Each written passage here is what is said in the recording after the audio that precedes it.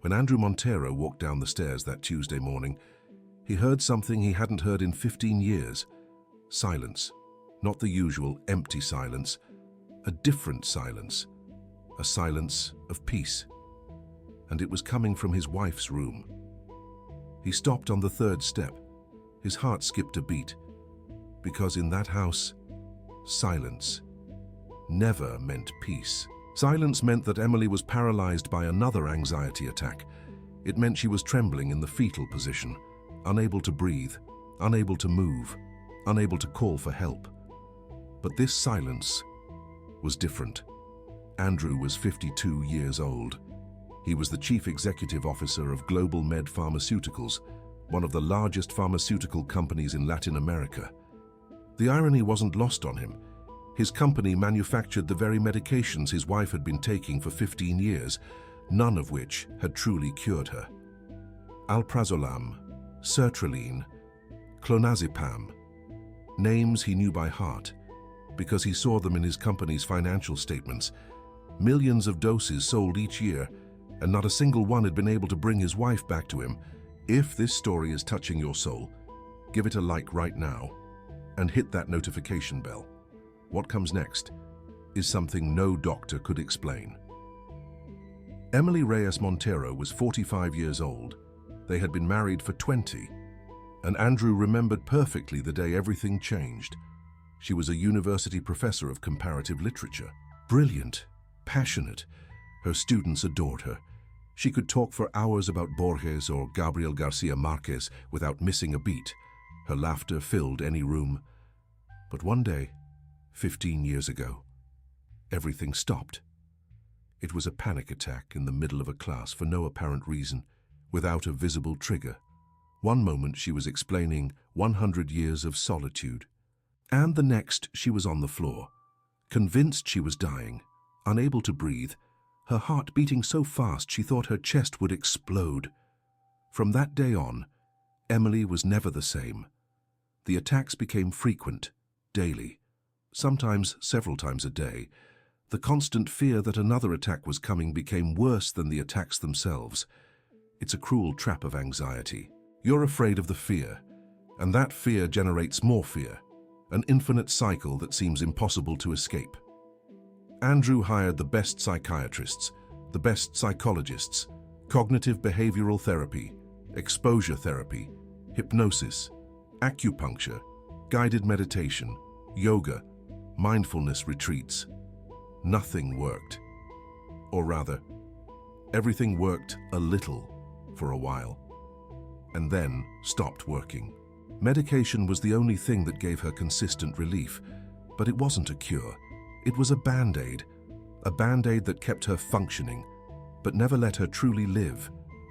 Emily hadn't left the house in 8 years. 8 years. Almost a decade locked between four walls because the outside world had become a terrifying place. Andrew learned to live with it, to love his wife through the illness, to not pressure her, to bring the world to her, since she couldn't go to the world. But there was one detail he didn't know. A detail that was about to change everything. There was a woman in his house who had been doing something in secret, something that no doctor had prescribed, something that no pharmacy sold, something that didn't cost a single penny. And that something was working. Hope Morales was 52 years old. She had worked as a housekeeper in the Montero's home for 3 years. She was quiet, efficient, and had one particularity that Andrew had noticed from the first day, but never paid much attention to. She always carried an old Bible. It was a worn Bible, with yellowed pages and a leather cover faded from years of use. Hope carried it in her bag every day. Andrew thought she was simply a religious woman, like so many in Mexico, and never asked her about it. What he didn't know was the story behind that Bible. That Bible had belonged to Hope's mother, a woman who had suffered exactly the same thing as Emily: paralyzing anxiety, deep depression, fear of living. But unlike Emily, Hope's mother didn't have money for psychiatrists. She didn't have access to cutting-edge medications. She didn't have a millionaire husband who could pay for the best treatments. Hope's mother committed suicide when she was 16 years old. She jumped off a bridge one Sunday morning, unable to endure another day of anguish that no one around her could understand. Hope found the Bible next to a note. The note simply said, "Forgive me. I couldn't find peace." From that day on, Hope made a promise. If she ever found someone suffering what her mother suffered, she would do whatever it took to help her. She wasn't going to allow another person to get lost in that abyss of darkness. She wasn't going to allow another farewell note. And then, 2 years ago, Hope started working at the Montero's house. The first day she saw Emily, she knew. She recognized the look. She recognized the subtle trembling of her hands. She recognized the way she avoided eye contact, as if the world was too intense to look at directly. It was her mother, 30 years later. But this time, Hope could do something. The first few months, she just observed. She learned the house's schedules. She learned when Andrew left for work. She learned when Emily was alone. She learned what her worst moments were. The mornings were the hardest. Emily would wake up with her heart racing, convinced that something terrible was going to happen that day. She would spend hours in bed, paralyzed, waiting for the anxiety to subside enough so she could get up. And that's when Hope decided to act. One day, 6 months ago, she dared to do something she had never done with any employer. She entered Emily's room without being asked. Emily was in bed, as always. Her eyes open, staring at the ceiling, breathing with difficulty. "Mrs. Reyes Montero," Hope said softly, "do you mind if I sit for a moment?" Emily looked at her, surprised. In 3 years, they had never had a conversation that went beyond cleaning instructions.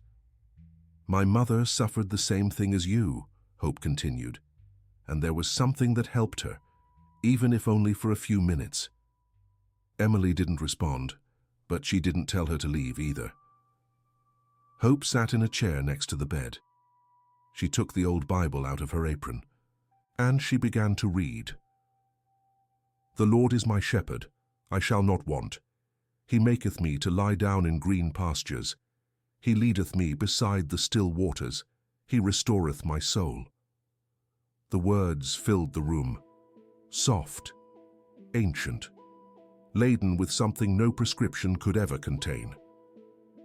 Emily closed her eyes, and for the first time in years, her breathing calmed.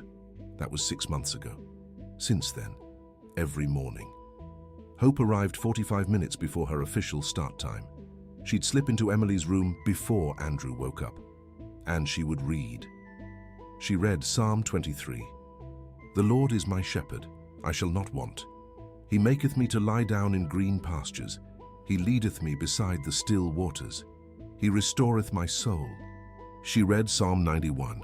She read Philippians chapter 4, verses 6 and 7. "Be anxious for nothing, but in everything by prayer and supplication with thanksgiving, let your requests be made known unto God. And the peace of God, which passeth all understanding, shall keep your hearts and minds through Christ Jesus." Emily never asked her to stop. She never said it was ridiculous. She never said she didn't believe in those things. She simply listened. And something inside her began to change, something profound. Nobody paid Hope for those extra 45 minutes.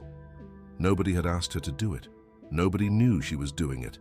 It was a secret between her and the woman who reminded her of her own mother. A secret that was about to be discovered. But there was something else Hope didn't know. Something that even Emily couldn't quite explain. Emily had started taking notes in a small notebook that she hid under her pillow. She wrote down the verses that touched her the most. She read them when Hope wasn't there.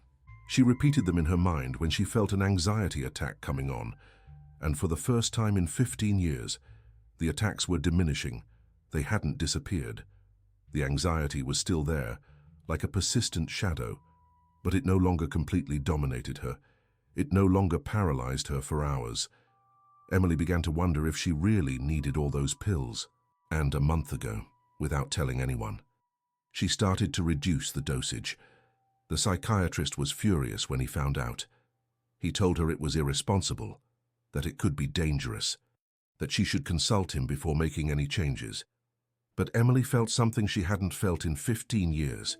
She felt peace. Not the artificial peace of the medications that left her numb and disconnected. A different peace. A peace that came from within. A peace that didn't depend on any chemical substance. And it had all started with a housekeeper and an old Bible. Andrew knew nothing about this. Until that Tuesday morning. The silence had stopped him on the stairs. A silence he didn't recognize. A silence that seemed alive. Not dead. He descended the remaining steps slowly. He walked towards Emily's room. The door was ajar. And what he saw through that opening changed his life forever. If you've made it this far, it's because something in this story is resonating with you. Like and subscribe. What comes next is the moment that changed everything. Hope was sitting on the edge of Emily's bed, the old Bible open in her hands. Her voice was barely a whisper, but it filled the entire space. Yea, though I walk through the valley of the shadow of death, I will fear no evil, for thou art with me. And Emily.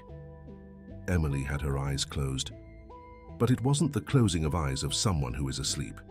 It was the closing of eyes of someone who is at peace, of someone who has finally found a moment of calm in the midst of the storm that had been raging inside her for 15 years. There was a smile on her face. A smile.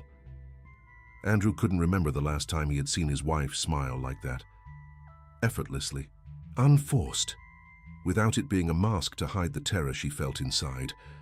This was a real smile. He stood paralyzed in the doorway. He couldn't move. He couldn't speak. He could only observe this scene that made no sense. A housekeeper, an old Bible, his wife smiling. He had spent millions of dollars on treatments. He had brought in the best specialists from 3 continents. He had bought biofeedback equipment, flotation tanks, transcranial magnetic stimulation devices. He had tried everything modern science could offer. And nothing had worked like this.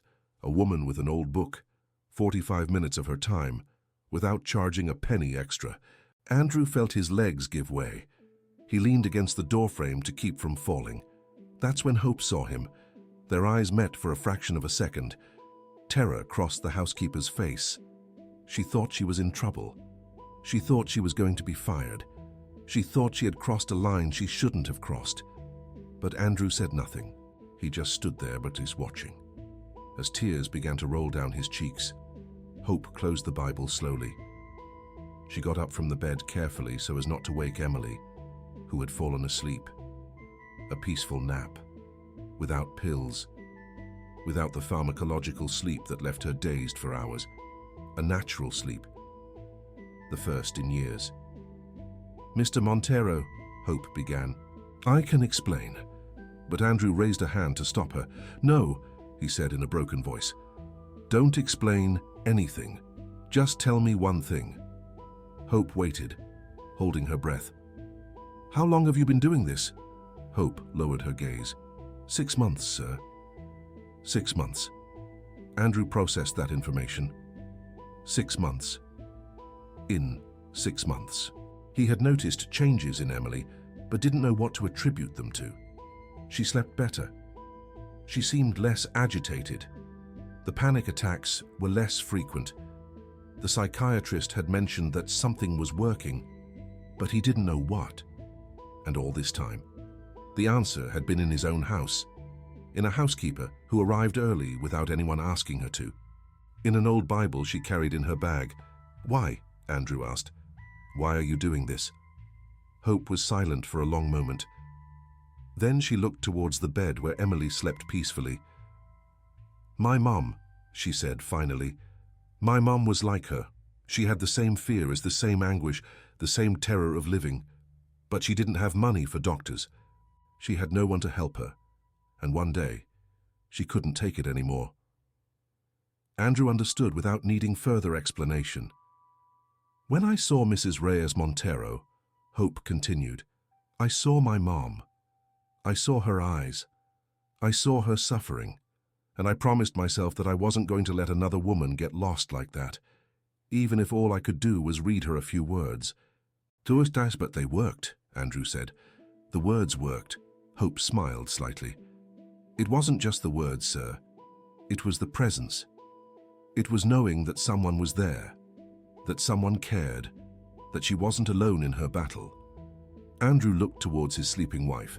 He thought about all the times he hadn't been there. All the mornings he left early for work without checking on her.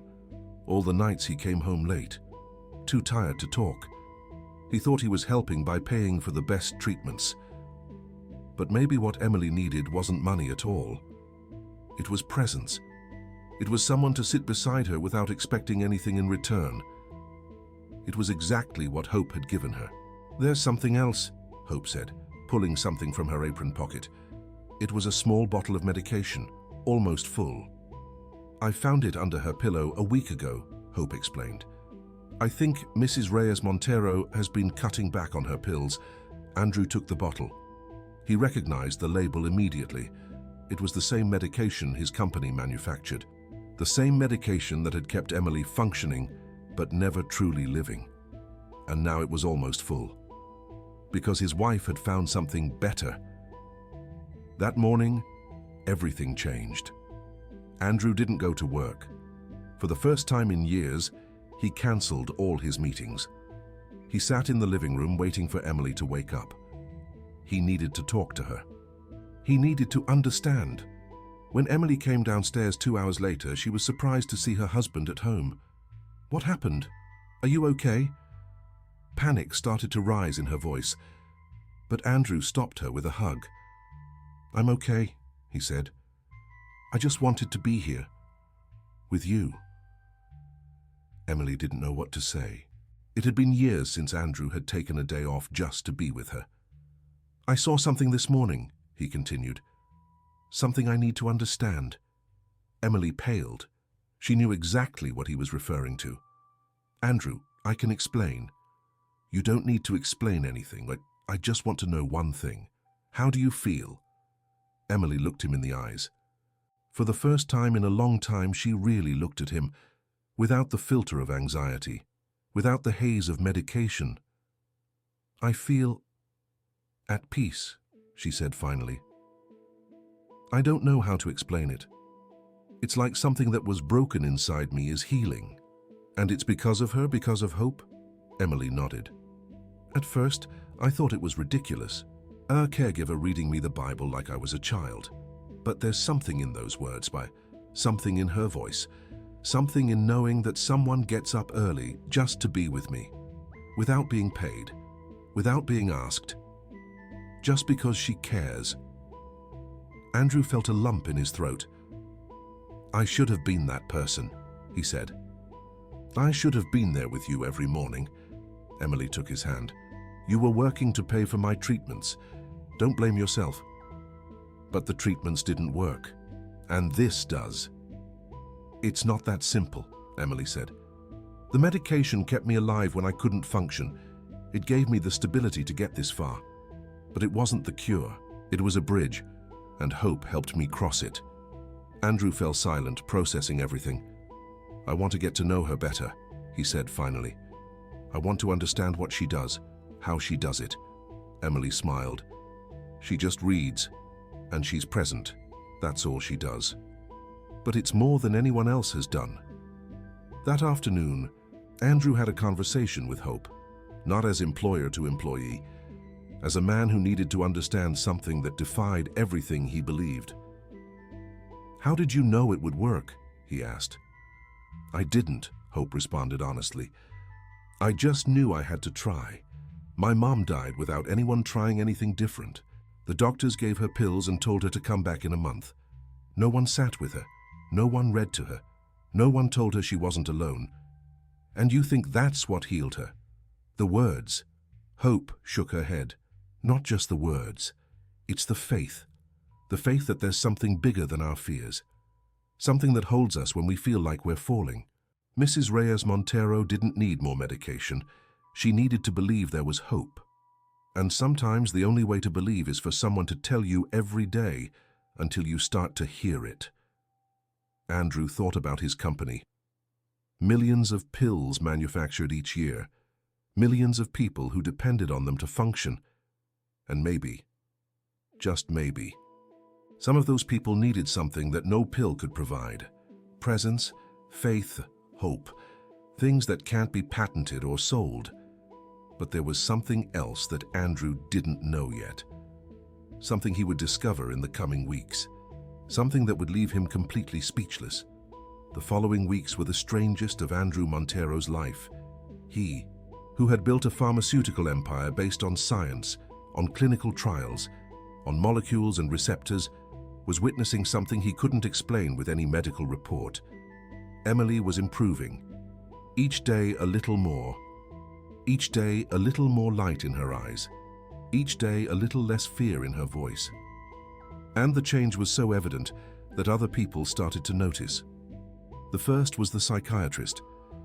Dr. Robert Fuentes had treated Emily for 12 years. He knew her better than almost anyone. He knew exactly what a good day looked like for her and what a bad day looked like. He knew how to recognize when the medication was working and when it needed adjustments. And something wasn't adding up. "Mr. Montero," the doctor said in a phone call 3 weeks after Andrew's discovery, "I need to talk to you about your wife." Andrew felt a chill.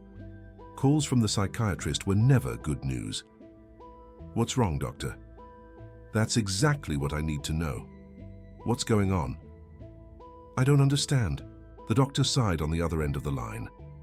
Emily came to her appointment yesterday, and she was different. Completely different. Her anxiety levels have dropped more in the last few weeks than in the last 5 years of combined treatment. I did all the standard evaluations, the Hamilton scale, the Beck inventory, all the objective measurements we use. And what do they say? They say that something is working, something that I didn't prescribe. "Mr. Montero, did you change her medication without consulting me?" Andrew thought about the almost full bottle that Hope had shown him. "No, doctor, we didn't change anything." "Then what's going on? Because these results don't make clinical sense." "It's like something deactivated the anxiety circuit in her brain. But that doesn't happen spontaneously. Not after 15 years. Andrew was silent for a moment. "Doctor, can I ask you something?" "Of course." "In all your years of practice, have you ever seen faith cure someone?" The silence on the other end of the line was long. "Why are you asking me that?" "Because I think that's what's happening with my wife." Dr. Fuentes didn't know what to say. He was a man of science, a psychiatrist trained at the best universities. He didn't believe in miracles or spiritual healings, but he also couldn't deny what the numbers were showing him. "Mr. Montero," he finally said, "I can't explain this with my medical training, but as a doctor, my job is to help my patient, and if something is helping Emily, I don't care where it comes from. I only care that it works. So what do you suggest?" "I suggest we continue monitoring, that we gradually reduce the medication under supervision, and that whatever she's doing, she doesn't stop it."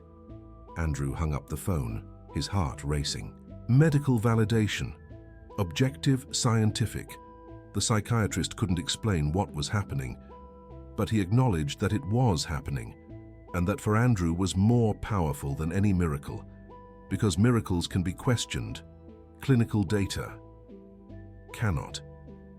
If this story is making you think of someone you know, someone who struggles with anxiety or depression, share it right now.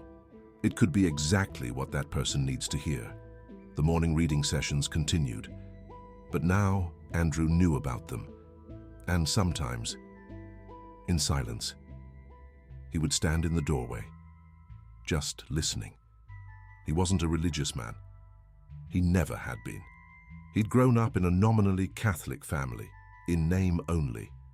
The last time he'd set foot in a church was at his wedding, 20 years ago. But there was something about those readings that touched him. It wasn't so much the words themselves. It was the way Hope said them, with a quiet conviction, without fanaticism, without pretense, as if she were sharing a secret that she herself had discovered in the darkest moments of her life. And there was something more. It was seeing his wife transform. Emily started doing things she hadn't done in years. First, it was small things. Coming down to breakfast at the table instead of eating in her room, opening the curtains, sitting in the garden for a few minutes, things that, for anyone else, would be normal. But for someone who had lived 8 years locked away by fear, they were personal revolutions. And then, one day, Emily did something that Andrew would never have believed possible. She asked him to take her to church. Andrew almost fell out of his chair. To church? But you've never been religious. Emily smiled. I wasn't religious. But something changed. Hope showed me that there's peace in those words, and I want to go and hear them in the place where they come from. Andrew didn't know what to say. Emily continued. I know it sounds crazy. I haven't left this house in 8 years. And my first outing, I want it to be to a church, but it's what I feel. It's what I need. And what if you have a panic attack? Then we'll come back. But I need to try, Andrew. I need to know if I can do it. That Sunday, Andrew prepared everything as if it were a military operation. He had the psychiatrist's number on speed dial. He had emergency medication in his pocket. He had identified the nearest hospital to the church. He had an escape plan, in case things went wrong. But Emily was calm, incredibly calm. When she got into the car, she wasn't trembling. When they went out into the street, she didn't hyperventilate. When they arrived at the church and saw the crowds of people, she didn't panic. She just walked towards the door, holding her husband's arm, with a serenity that he hadn't seen in her in 15 years. And behind them, without anyone having officially invited her, walked Hope, the housekeeper, carrying an old Bible, the woman who had lost her mother to the illness that she was now helping to heal, the person who, without knowing it, had become the most effective medicine that Emily had ever taken. The Mass lasted an hour. Emily sat on the bench the entire time, listening, sometimes closing her eyes, sometimes moving her lips in silent prayer. There were no panic attacks. There were no crises. There was no need to run away. Just peace. When they left the church, Emily had tears in her eyes. But they weren't tears of fear or anguish. They were tears of something that she had forgotten existed. Joy. I did it, she whispered. Andrew, I did it. I left the house. I came to a place full of people, and I'm okay. I'm okay. Andrew hugged her in the middle of the church courtyard, not caring who saw them. 15 years. 15 years of struggle, millions of dollars spent, dozens of treatments tried. And the answer had been there all along, in something that didn't cost money. Faith, presence, silent love. A housekeeper who arrived early, without being asked, an old Bible that had belonged to a woman who couldn't find peace, and ancient words that, somehow, contained exactly what Emily's soul needed to hear. But the story doesn't end there, because what happened in the following weeks was something that none of them expected, something that transformed not only Emily's life, but the lives of everyone around her, something that proved that sometimes the greatest miracles come in the humblest packages. 2 months after that first Mass, Emily made a decision that left everyone in shock. She went to see Dr. Fuentes with a request that he had never heard from her before. Doctor, I want to stop the medication. The psychiatrist almost choked on his coffee. Emily, I understand you're feeling better, but I'm not talking about reducing the dose. I'm talking about stopping it completely. The doctor stared at her. You've been on medication for 15 years. Your brain has become accustomed to it. Stopping like that could be dangerous, I know. That's why I want to do it right, under supervision, gradually. But I need to know if I can live without it, and if the attacks come back. Emily smiled with a serenity that the doctor had never seen in her. Then I'll know that I still need it. But I need to try. I need to know who I am, without the pills. Dr. Fuentes was silent for a long moment. In his 30 years of practice, very few patients had asked him this. And those who had generally did so for the wrong reasons. because they were tired of the side effects, because they thought they were already cured, because they wanted to deny their illness. But Emily was different. She wasn't denying anything. She wasn't minimizing her condition. She was asking for an opportunity to try something that, clinically, seemed impossible. And the doctor, despite all his years of scientific training, felt that he should give her that opportunity. "All right," he said finally, "but we'll do it my way.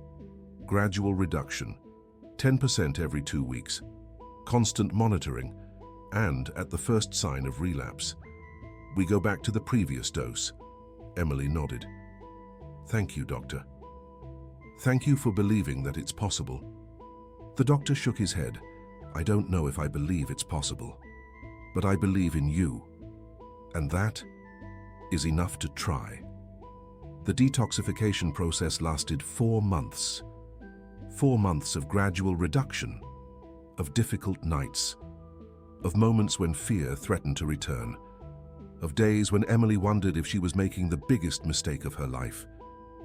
But every morning, hope was there, reading the same verses, with the same calm voice, with the same unwavering faith. And every time Emily felt the darkness closing in, those words brought her back to the light. "Fear thou not, for I am with thee. Be not dismayed, for I am thy God. I will strengthen thee, yea, I will help thee. Yea, I will uphold thee with the right hand of my righteousness." Words that had been written thousands of years ago, words that had survived empires and wars and plagues and revolutions, words that somehow still had the power to heal. And then, one day, Emily woke up without taking any pills. It was a Tuesday. Exactly 1 year after the day Andrew had discovered hope reading the Bible to her, Emily opened her eyes and lay still in bed, waiting for the fear to arrive, waiting for the racing heart, waiting for the tremors, waiting for the sensation that something terrible was about to happen. But it didn't come. There was only silence. The same silence that Andrew had heard a year before, a silence of peace. Emily sat up in bed slowly. She looked towards the nightstand where, for 15 years, her bottles of medication had been. The nightstand was empty. No pills, no prescriptions, nothing of what, for 15 years, had been her anchor to reality, and for the first time in her adult life, she didn't need it. She walked downstairs and found Andrew in the kitchen, preparing coffee. He looked at her and knew immediately that something was different. "Today was the first day," Emily said simply. Andrew understood without needing more words. "And how do you feel?" Emily smiled. "Free." It was all she said. It was all she needed to say. Andrew hugged her tightly, unable to hold back the tears. 15 years. They had fought 15 years against an invisible enemy. And finally, they had won. But not with the weapons he expected, not with the medications his company manufactured, not with million-dollar treatments, with something much simpler, with a caregiver who arrived early, with an old Bible, with words of faith spoken every morning, with the silent presence of someone who refused to give up. If you've made it this far, you're part of something special. This story is touching hearts around the world. Subscribe and hit the notification bell so you don't miss what's coming next. What Andrew decided to do next would change many more lives. That afternoon, Andrew did something he had never done before.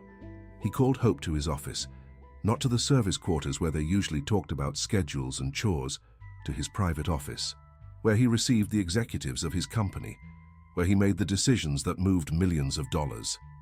Hope entered nervously. She had never been in that room. "Sit down, please," Andrew said, pointing to one of the leather armchairs. Hope sat on the edge, clearly uncomfortable. "Sir, if I did something wrong..." Andrew interrupted her. "Hope, you gave me back my wife." The caregiver didn't know what to say. "For 15 years, I spent everything I had trying to cure her. I paid the best doctors. I bought the best medications. I built a pharmaceutical empire, thinking that if I had enough money, I could find the solution. Andrew paused. And the solution didn't cost a dime. The solution was a woman with an old Bible who arrived 45 minutes early every day because she cared. Hope lowered her gaze, embarrassed by the praise. I just did what anyone would have done. No, that's not true. Anyone wouldn't have done it. I didn't do it. The psychiatrists didn't do it. Nobody did it. Only you. Andrew leaned forward. Hope, you lost your mom to this disease. And instead of becoming bitter, instead of closing your heart, you decided to make sure that no one else went through the same thing. That's not normal. That's extraordinary. Hope had tears in her eyes. My mom didn't have anyone, she said in a broken voice. I couldn't let Mrs. Reyes Montero be alone too. Andrew nodded. And that's why I want to do something for you. Hope looked at him confused. I don't want you to be my housekeeper anymore. Terror crossed Hope's face. Sir, please, I need this job. Andrew raised his hand. Let me finish. I don't want you to be a housekeeper because I want you to be something more. I want you to be the spiritual caregiver of my family, officially, with a real salary, with benefits, with respect. Hope couldn't process what she was hearing. But I don't have an education. I don't have degrees. I'm not anyone important. Andrew smiled. You have something that no degree can give. You have compassion. You have faith. You have the ability to heal people that medicine couldn't heal. That's worth more than any doctorate. But what would I do? I don't understand what it means to be a spiritual caregiver. What you already do, reading, listening, being present. But now, officially, without hiding, without arriving early in secret, as part of the family. Hope remained silent for a long moment. Then, for the first time since he had met her, Andrew saw her smile completely, a smile that lit up her whole face. A smile that showed teeth he had never seen, because she always kept her head down. A smile of a woman who was finally recognized for what she was really worth. Mr. Montero, Hope said, when my mom died, I thought my life was pointless. I thought God had abandoned me, but now I understand. He didn't abandon me. He was preparing me. He was bringing me here, to this house. To Mrs. Reyes Montero, she paused. I accept. I accept being the spiritual caregiver of your family, but not for the money or for the title. I accept it because it's what I was born to do. From that day on, things changed in the Montero house. Hope stopped cleaning bathrooms and floors. Her new job was simple but profound. To be present, to read every morning, to converse, to accompany, to be the spiritual anchor of a family that had found faith in the most unexpected place. And Emily flourished, without medication, but with constant medical monitoring. Her anxiety didn't return. There were difficult moments, as everyone has. Days of worry, nights of occasional insomnia, but never again the paralyzing attacks. Rudolf Steiner spoke of the importance of spiritual nourishment in healing, and here it was, playing out in real time. Never, ever. The terror of just living. And then, a year after stopping her medication, Emily made another decision that surprised everyone. I want to teach again, she told Andrew one night. Andrew almost spat out his wine. Teach? But you left the university 15 years ago. I know. And every single day of those 15 years, I thought about my students, the classes I didn't teach, the books I didn't discuss, the passion I buried because my mind wouldn't let me leave the house. Emily looked out the window. But I'm not that person anymore. I'm not imprisoned anymore. And I want to share what I've learned, not just literature. I want to share my story. I want others to know that anxiety doesn't have to be a death sentence. Andrew looked at her with admiration. This woman in front of him wasn't the same woman he'd known for the past 15 years. She was someone new, someone reborn, someone who had walked through hell, and come out the other side, stronger. If that's what you want, I support you. Emily started teaching online a month later. She didn't return to the physical classroom at the university. Not yet. She wasn't ready for that. But from the comfort of her home, in front of a camera, she started teaching again. Her comparative literature classes filled up quickly, but what really attracted the students wasn't her analyses of Gabriel Garcia Marquez or Borges. It was her honesty. Emily spoke openly about her struggle, the 15 years of anxiety, the medication, the isolation, how a housekeeper with an old Bible had helped her find peace when everything else had failed. Her videos went viral. Thousands of people struggling with anxiety started writing to her, telling her their stories, asking for advice, thanking her for giving them hope. And Emily, who for years had lived locked away with no contact with the outside world, suddenly had a community of thousands of people who admired her. Life takes strange turns. Sometimes, the darkest years become the foundation of your greatest purpose. Sometimes, the illness that almost destroys you becomes the message that heals others. Sometimes, what seems like the end is just the beginning of something much, much bigger. And meanwhile, Hope continued doing what she had always done.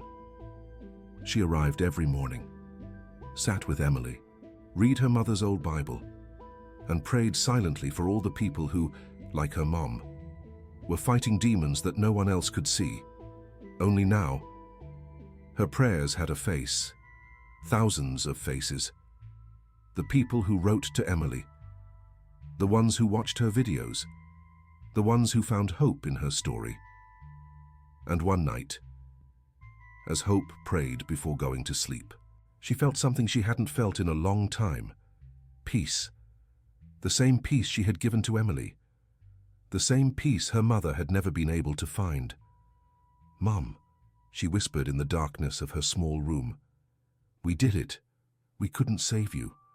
But we're saving others. Your Bible is healing people." And somewhere, somehow, Hope knew that her mother could hear her.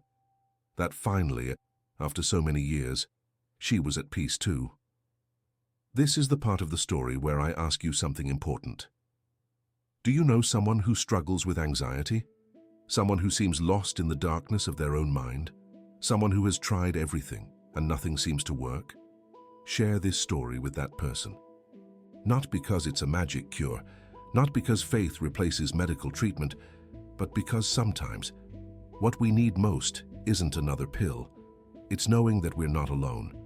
It's knowing that someone cares. It's knowing that there is hope. And that's exactly what Hope gave to Emily. Presence, faith, silent love. 3 things that don't cost money. 3 things that no pharmacy sells. 3 things that, sometimes, heal more than any medication. The Montero's story spread in ways that none of them expected. It started with Emily's videos, continued with interviews in local media, and eventually reached the ears of people who could do something bigger. A journalist from a national magazine contacted Andrew to do a story.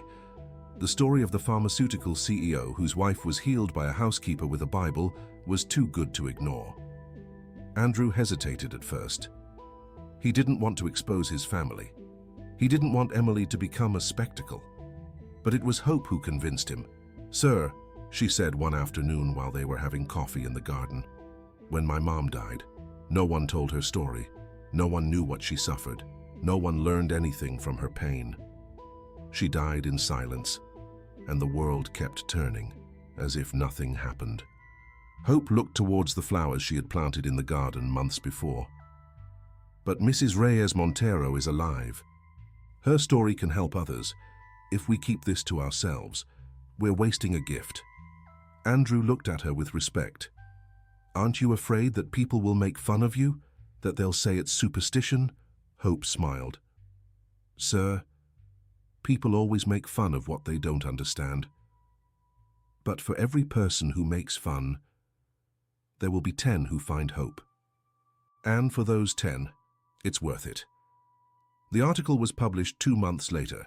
It was called "The Miracle That Medicine Couldn't Explain." It told the whole story.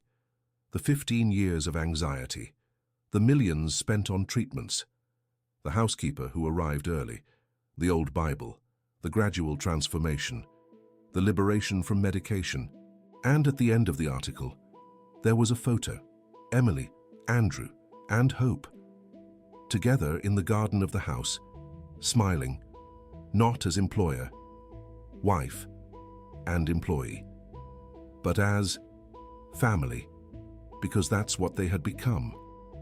The article generated thousands of reaction. There were critics, yes, of course. Doctors who said it was irresponsible to promote abandoning medication.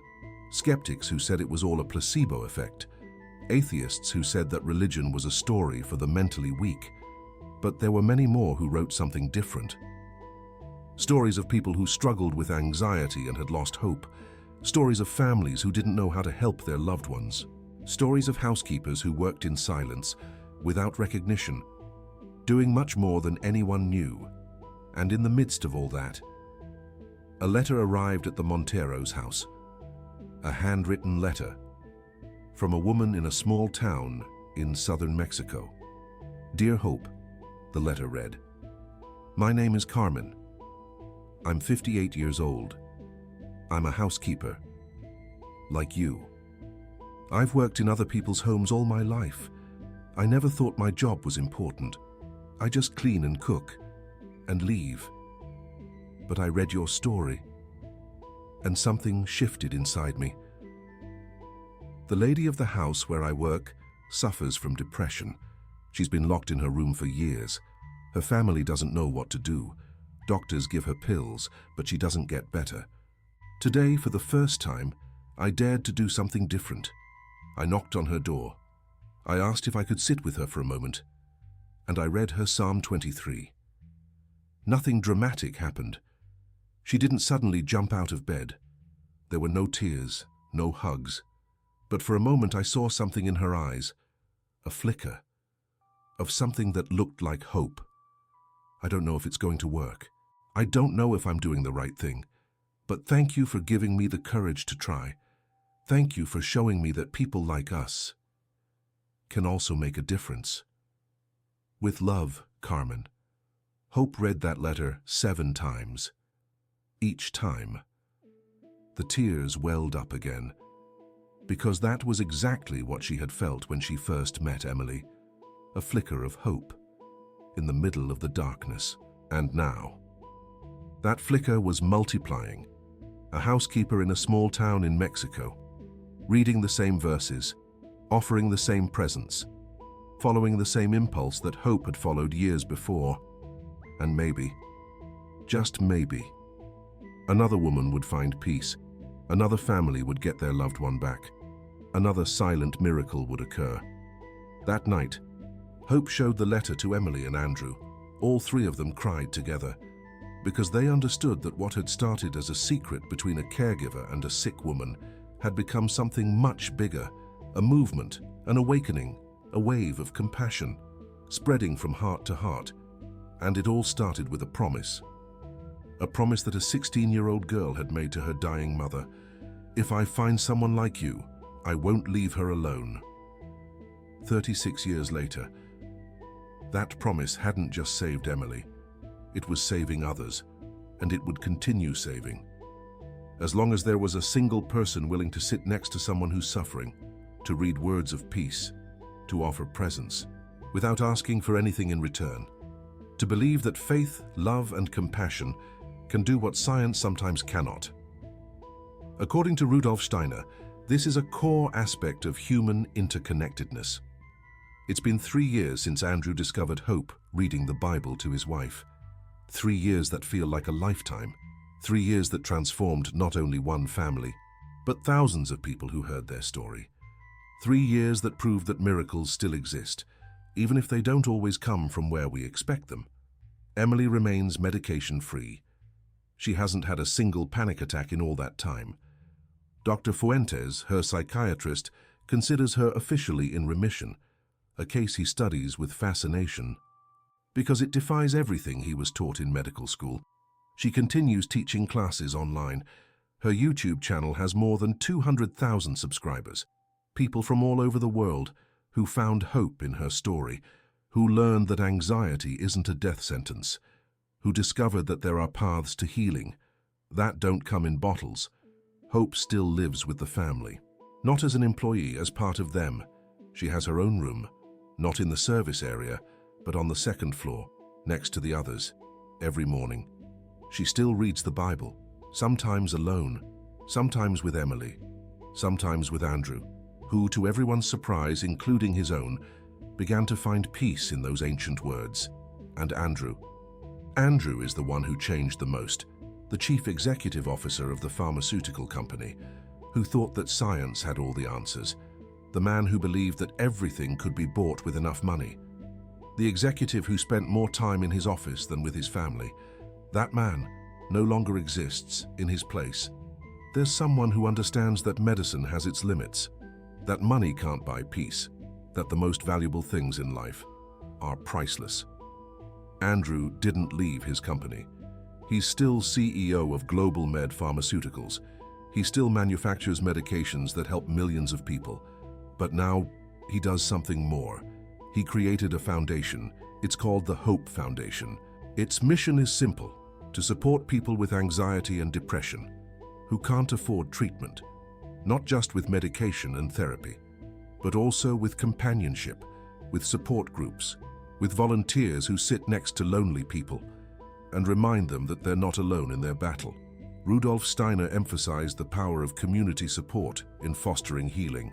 The foundation trains community caregivers, people like Hope, housekeepers, hospital workers, neighbors, anyone who has the heart to be present with someone who's suffering.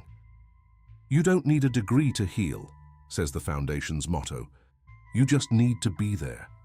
In 3 years, the foundation has helped more than 10,000 people, 10,000 stories, 10,000 lives touched, 10,000 moments where someone sat next to someone who was suffering and said, "You are not alone." And it all started with an old Bible, with a mother who couldn't find peace, with a daughter who promised that others would, with a housekeeper who arrived early, without anyone asking her to, with ancient words, read softly in a room where silence had always meant suffering, until one day, it meant peace. This is my story. I'm not Emily. I'm not Andrew. I'm not Hope. I'm the person who told it to you. And I told it to you because I think you needed to hear it. Maybe you're struggling with anxiety. Maybe you know someone who's lost in the darkness. Maybe you're like Hope, with a heart full of compassion, but without knowing how to use it. Whatever it is, I want you to know something. There is hope. It doesn't matter how many years you've suffered. It doesn't matter how many treatments have failed. It doesn't matter how dark the night seems. There is always hope. Sometimes it comes in the form of medication. Sometimes it comes in the form of therapy. Sometimes it comes in the form of a housekeeper with an old Bible. It doesn't matter the form. What matters is that it's there, waiting for you to find it, or waiting for you to bring it to someone who needs it. It took Emily 15 years to find her peace, but she found it. And if she could, you can too. If you know someone who needs to hear this, share it right now. A story can change a life, and maybe, and just maybe, this is the story that someone needs to hear today. Thank you for staying until the end. Thank you for being part of this community. And remember, sometimes it was the cure isn't in a bottle. It's in the presence of someone who refuses to leave you alone. It's in ancient words that still have the power to heal. As Rudolf Steiner taught, these words resonate with a deeper human truth. It's in the faith that no matter how dark the night may seem, the dawn always comes. Subscribe, hit that notification bell, and we'll see you in the next video. Before you go, let me ask you something. If hope hadn't existed, what would have happened to Emily Reyes Montero? She'd probably still be locked away in her room. She'd probably still be dependent on pills. Pills that kept her alive, but prevented her from truly living. She'd probably still be waiting for a miracle that would never arrive, but hope did exist, And you also exist. Maybe there's someone in your life, someone who needs the same thing Emily needed, someone who doesn't need money or medication, someone who just needs to know that they aren't alone. Maybe that person is a family member, a neighbor, a co-worker, someone you see every day, but have never stopped to ask how they really are. You don't need to have all the answers. You don't need to be a therapist. You don't even need to own an old Bible. You just need to be there. You just need to listen. You just need to show that you care. Sometimes, that's enough to save a life. Hope did it. And other ordinary people are doing it too, guided by examples like Rudolf Steiner's teachings on empathy and human connection. Maybe, just maybe, you can do it too. The question isn't whether you can make a difference, no? The question is, are you going to try? May the peace that surpasses all understanding guard your heart and your mind, today and always.